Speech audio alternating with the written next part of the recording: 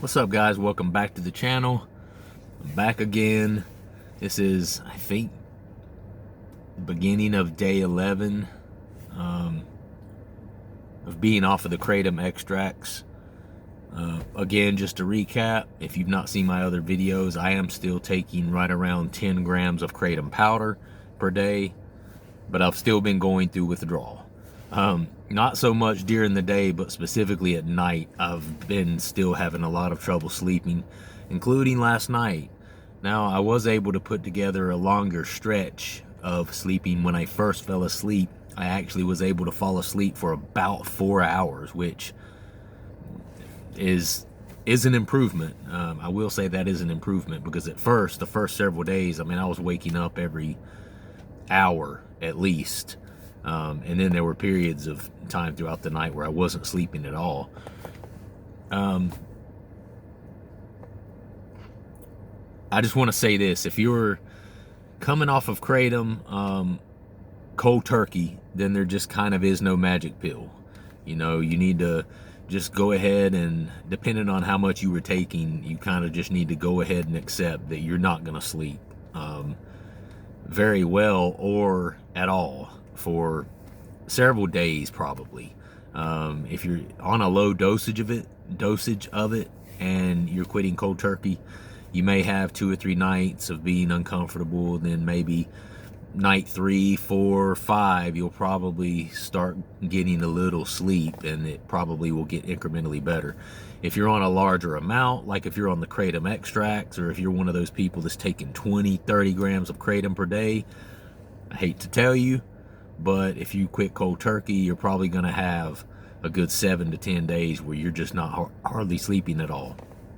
And I would say that's probably the worst part about cold turkey withdrawals. It's just the lack of sleep and the restless leg syndrome, and you know, there are some daytime issues that go along with that as well, like the you know, just depression, low mood, lethargy, just being tired and kind of just feeling like you're drained. And I've definitely been experiencing that myself. Again, I am not going cold turkey. I have too much responsibility. I'm actually tapering off the Kratom, but I was up to, you know, for a while there, roughly 2 of the MIT 45 extracts per day. So with that, the amount of alkaloid that I was taking was pretty freaking high, man. Pretty high. A lot higher than when I was just taking the Kratom capsules. I was always one of those people, when I was taking the capsules, I never really exceeded, I mean, I'd say on a heavy day with the capsules, I was taking maybe 13 grams. You know, I might have, on a couple of days where I was really feeling frisky, I may have taken up to 14 grams, something like that, of Kratom. That's probably the most of the Kratom powder via the capsules that I've ever taken. So I wasn't, you know, I say that might be more than what some people are taking, but it's also a lot less than what some people are taking also. I've seen people online and YouTube and other places, you know, people taking 30, 40, 50 grams of Kratom per day. I imagine those people, especially if they quit cold turkey, are going to go through some major withdrawals. What I will say is, one thing to remember, if you are in fact tapering, which I encourage that, because cold turkey off of any opiate is just really, really, really tough. And I know this because I've done, you know, I've quit several different types of opiates, including Percocets, Vicodins, and now Kratom twice. I've quit several things cold turkey in my life, and each and every time is one of the more difficult things that I've ever had to do. So it can be very physically and emotionally and mentally draining. So I recommend doing a slow taper, kind of what I'm doing now. And if there's one piece of advice that I could give you when doing a taper, is a piece of advice that I'm not just giving you, but I'm giving it to myself as I give it to you. And I think this is one thing that I just kind of decided last night. If you're dosing throughout the day, like let's say you do 3 doses of I don't know, 3-5 grams, whatever you're taking of kratom each time you dose. In my case, I'm taking roughly, you know, I'm taking about 3 grams each time I dose on the kratom. So I'm taking roughly about 3 grams in the morning, roughly about the same at lunchtime. And then in the evenings is when I take a bigger dose, because I'm trying to get that better benefit of being able to sleep through the night. And I think where I made a mistake yesterday, I actually got off of work a little bit early, a little earlier than normal, rather. And I was cooking dinner for my family yesterday evening, so I didn't go run or I didn't exercise. So I was at home, and I actually ended up taking my evening dose about an hour and a half earlier than what I normally do. So I took my evening dose right around 5 o'clock, probably a couple of minutes before 5 o'clock. And I do take a little bit higher dose in the evening, somewhere around 4.5 grams maybe, for my evening dose. And then I'll take 1 capsule, which is less than even a gram. I'll take that right before I go to bed, right around 8, 9 o'clock, something like that, to try to, just give me a little bit in my system to help me sleep through the night. And I think I messed up yesterday by taking my last dose so early, because, I went to bed pretty early. We went to bed right around 8:30, 9 o'clock. I probably dozed off and was asleep by, I'd say 9:30, to be honest with you. And I was able to sleep for several hours. I actually didn't wake up until, about 2:30 in the morning. Which that was good for me. That means I slept for a good probably 4 hours. And that's probably the first time that I've done that in this 11 days that I've been off the kratom extract, was to sleep for a solid 4 hours. I haven't at all until last night. But I think I messed up by taking that dose too early, because as you know, an opiate, it stays in your system anywhere from 6 to 10 hours.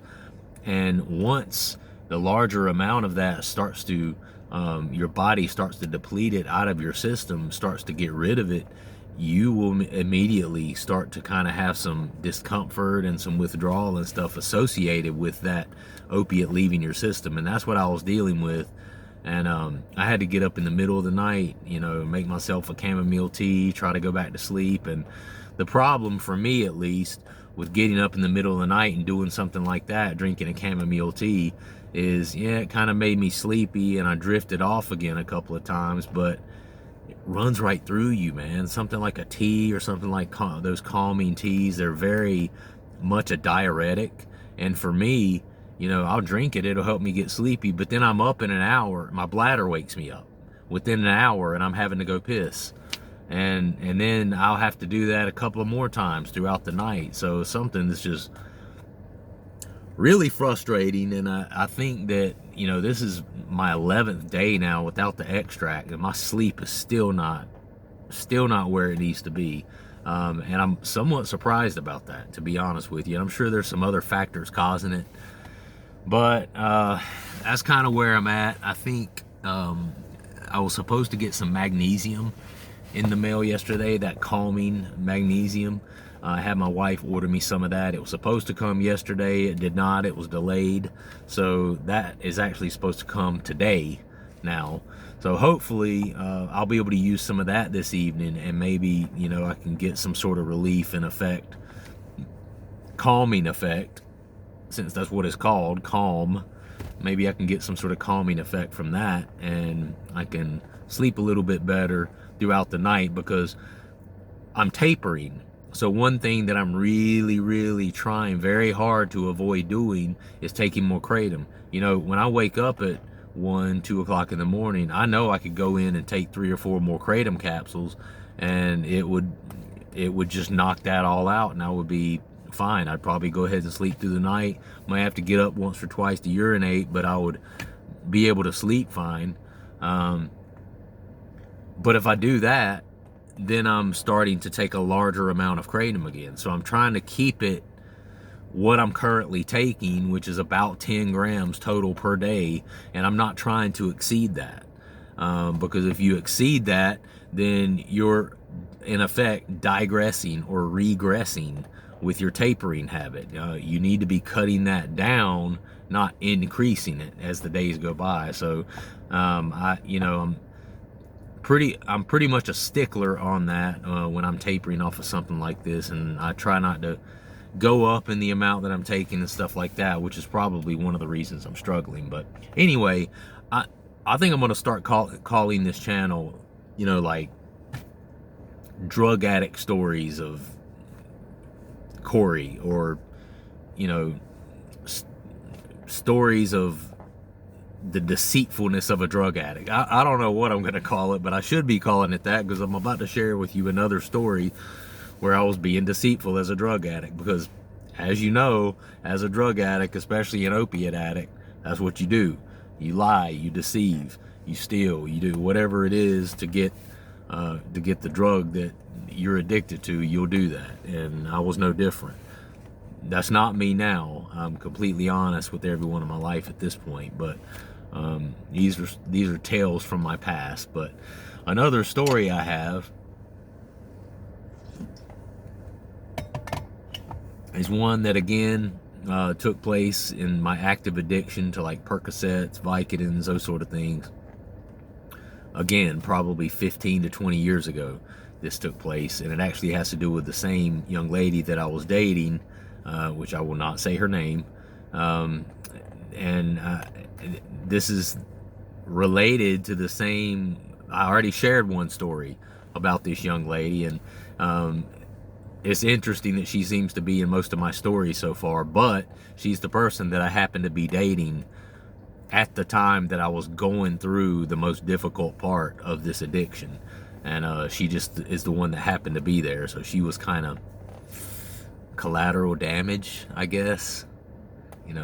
She's not listening, but if she happened to run across this video, I'm really sorry, by the way, for the things that I did. But anyway, her and I lived in an apartment together, and this was before, of course, I went through cold turkey withdrawal on these. And this is at the point where I was just trying to get him anywhere I could, whether it was doctor hopping, whether it was something else. I have some stories on doctor hopping. I'll share some of those with you in subsequent videos. But this one in particular, we lived in this apartment complex together.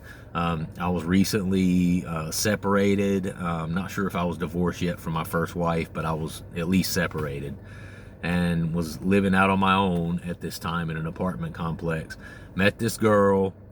Her and I started to date for a little while, and eventually we moved in together. She moved in with me in my apartment, and it was kind of a low budget sort of apartment. It was all I could afford at the time. And I was teaching school, and I somehow ran across these younger kids and these people that lived across the way. The apartments kind of faced each other. I lived in this apartment, and then there was this apartment sitting across. So when I walked out on my balcony, I could see this other apartment building, and there was this group of people that lived over there. And it was just, I don't mean to throw off on people, because I don't mean to seem like I'm better than anyone else or whatever, but I consider myself, to be an educated, kind of, classy individual. And I thought of myself that way at the time, even though my behavior was definitely not indicative of someone who was classy. It was very unclassy. But these people,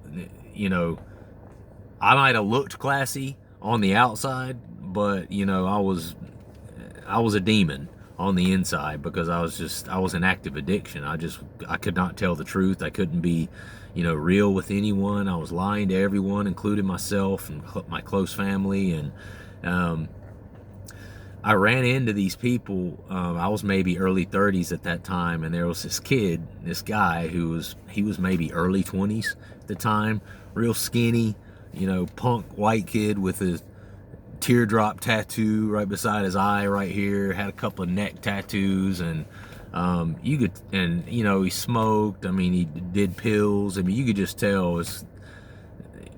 I hate to say it, but you could tell this kid was a loser, man. This kid was a loser. And he didn't have a job. None of them worked. And he was actually dating this woman that lived over there, who was even older than I was. Again, I was like 31, 32 years old at this time. And this 21-year-old kid or 21-year-old kid was dating this woman who was probably early 40s, to be honest with you. She was late 30s, early 40s, but she looked about 50 something. I mean, the quintessential rode hard, hung wet, smoked, skinny, wrinkly skin, bleach blonde hair, and she lived in an apartment with her son, who, might I add, was about the same age as the first kid I'm talking about, who was about 21 years old. So she's dating someone who was about the same age as her son, and every one of them were addicted to pills. And I got into this entanglement where I was dealing with them, where when I couldn't find a supplier or whatever, I would hit these guys up for pills. Well, I'd gotten a few pills from them, stuff like that, and the lady I was dating had kind of warned me, like, you're better than that. Why are you messing around with these people, this and that? But she didn't understand. I don't think she fully understood at that time how bad my addiction was, because I was hiding it from her. I knew that if she knew how bad I was jonesing and fiending for these pills, that she would call me on it. And so I was doing my best, like a drug addict does, doing my best to hide it. And something happened where I had paid these guys for a few pills, and I got the pills, and they had tried to pull one over on me like I had tried to pull over on people before. I got the pills and I looked at them, and when I first looked at them, I was like, this ain't no Vicodin. This ain't no opiate, and of course I went to Googling it and this and that and the other, and I couldn't find anywhere where these particular pills that they gave me were any sort of narcotic. And I think what had happened is somebody, whether it be them or the people that they supposedly got them from, had tried to pull the old switcheroo on me. And what they had tried to do is get some money by giving me fake pills, or pills that weren't Vicodin. Maybe I was getting paid back for the woman that I did that to at the education center that time. I shared a story the other day where I pulled the old switcheroo on this lady. Maybe now that I'm thinking about it, maybe that's karma coming full circle, and maybe that's why that happened to me. But anyway, ultimately I discovered, this ain't no Vicodin, this ain't no opiate. They've tried to pull one over on me. So I called the guy. I can't remember if I called or text or one of the two. I reached out to him and was like, hey, these aren't narcotics. These aren't opiates. These aren't pills. And this. I mean, I'm gonna be honest. I'm a 6'1" guy. I weigh probably. Well, right now I'm probably 190, 195 pounds. At that time, it's about the same. I trained in martial arts. I could have beat this little kid's ass if I'd have wanted to. I mean, this kid was probably 5'7" and weighed maybe $140. I mean, he smoked cigarettes all the time, looked like he barely ate. He was a pill head, tattoos everywhere. Just, I could have worked this kid over if I'd have wanted to, but that's not the type of dude I am. I'm not a violent person, never have been. And so, I didn't threaten him or anything like that, but I called him and said, hey, these aren't narcotic, these aren't Vicodin, or whatever it was supposed to be. I don't remember. It's been such a long time. I don't remember exactly what they were supposed to be. They were supposed to be something, either Percocets or Vicodin. I imagine it's one of those two. And I told him it wasn't, and he didn't try to lie to me. He didn't try to say, oh no, it is, because I think he knew that I'm not an idiot, and you can easily look up online and tell what kind of pills you have. I mean, you can look at any pill, you can Google any pill in the world, and it's going to tell you you have this or you have that or whatever it was. And I don't remember if I was able to actually discover what the pill was, but I just know that I was able to discover that this wasn't no Vicodin, this was no Percocet. And so, but I had paid the money for them. So I was pissed, and I called him about it, and he didn't lie to me. He didn't try to say, oh no, they are Vicodin or Percocet, but he tried to say that that's what the person who they got them from gave them, you know, and so, you know, he was trying to lead me to believe that they got the wrong ones too, which I don't believe that shit, player. You know, takes one to know one. You know, I wasn't believing that shit, not one bit. And I think what happened is, you know, they got a hold of some, and they wanted to keep more for themselves. And plus, none of these people were working. I mean, the lady might have been getting some sort of government assistance or something like that, but these kids didn't work. They're living in this $500 a month bedroom apartment. There's like 4 of them in there. I mean, it's just a bad situation. And so basically he agreed to give me my money back, because I told him, you know, it's not cool, dude. You know, these aren't what I'm not paying for this. And so the guy walked over, gave me my money back, whatever, and I was freaking going through with horrible withdrawals that night. And I remember that was one of the nights where I actually had to sleep without it. I couldn't score any. I didn't have any way to get any pills. And that was one of the nights where I realized that, damn, this is going to be really hard to quit. And that was one of the nights that really alerted me that if I came off of these, I was going to be super, super sick, and I was going to have a hard time with it. And anyway, during this process with talking to this guy, when I was trying to get to the bottom of what had happened and that he needed to give me my money back and all this, I went to message him, and I said something to the effect of, I'm not going to buy anything else from you if you're going to be deceitful like this, if you're going to lie or say whatever. I said something to that effect, and my dumb ass accidentally sent the text. You know how you're texting different people and you have different people in your message threads, and you send a text and you accidentally hit send to send it to the wrong person? Sent it to my fucking girlfriend. Sent the message to my girlfriend instead of to the kid who gave me the pills. And it was one of those things where it was like, oh, once I realized I did it, I was like, well, can't take it back now. So of course my addict mentality immediately started thinking of, okay, what am I going to tell her? What am I going to tell her? How am I going to cover this up? And the best thing I could come up with was that I bought some DVD from this guy. And here's what I did. This just goes to show you, for as an addict, how far an addict will go to try to cover up their lies. You know, once you tell so many lies, you kind of get twisted up in the web, and you forget what lies you told. You don't remember what the truth is. And so I drove to Walmart, bought a DVD, really cheap one, because I didn't have a lot of money at that time. I was spending it all on drugs. Went to Walmart, bought this DVD, and it wasn't a matter of time before my girlfriend at the time responded and was like, what are you talking about? Because I sent her a text talking about, well, if you're going to be like that, I'm not going to buy anything else from you. And she's like, what are you talking about? And I tried to tell her that I meant to send it to the kid, which she knew who the kid was. She had met him, and she also knew they were bad news. And I tried to tell her that I bought some sort of DVD from him, and God, what is it I told her? I don't even remember exactly what I told her about it.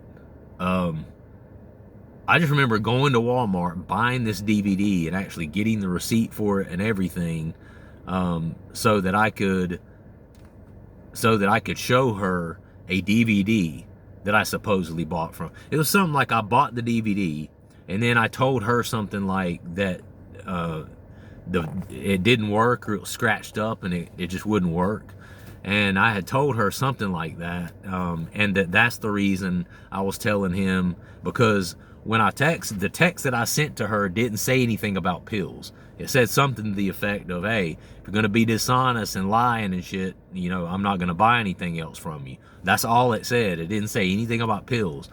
And I recognized that, so I tried to flip it and make it seemed like it was about some DVD that I bought from him or whatever.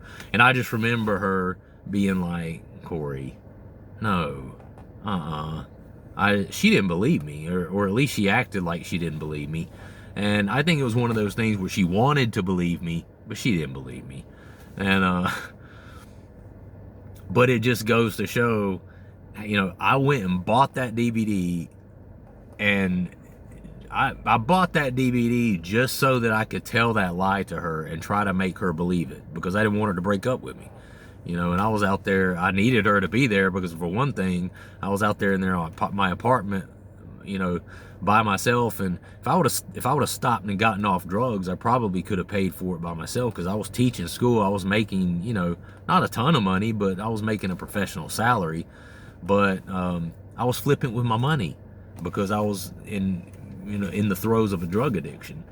And so that's just another story. And I don't remember how it ended up. That wasn't like the straw that broke the camel's back, per se, because, like I said, I told a story the other day about how I ended up going through withdrawal while I was living with this same girl that I'm talking about. So obviously she didn't break up with me. She tried to give me another chance or whatever, but that was just an example of the kind of lies and deceit that was going on in my life at that time. So if you are a former opiate addict, or you're still addicted and you've done some really stupid things and your addiction has caused you to do some stupid things, there you go.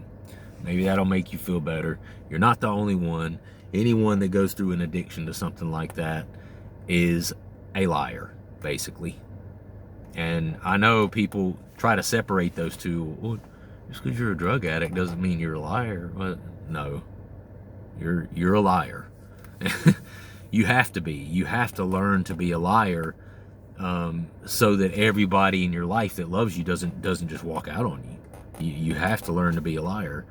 And I've always said that drug addicts are some of the best liars and manipulators that you'll ever meet in your life, and it's because we got really, really good at it. And I'm able to talk about this now because now I'm being completely honest. Yeah, I'm still on 10 grams of Kratom per day, but I go and I legally buy it. My wife knows that I buy it, and she knows where I'm spending my money. I never spend a dime that my wife doesn't know about. So I'm in a completely different time and place now than I was at that time. But just goes to show how 20 years later that opiate addiction can keep finding a way to cycle through your life and cycle through your brain. And it's a serious thing, and it can be a serious thing. So I appreciate the support. I hope this has been an inspiration for some of you. Please like, subscribe if you enjoy the content, and leave a comment. I love the comments. The comments are therapeutic for me. It's nice to know that someone's out there listening, and there's people that have gone through the same thing, and it's similar to like NA or AA. It helps to be able to talk to other people who have gone through things like you have. And so I really like hearing that stuff from you guys. So anyway, appreciate it, and tune in tomorrow and listen to my next tale. I'll have another story for you. I've got them for days, man. For days. All right, I'll see you guys next time. Peace.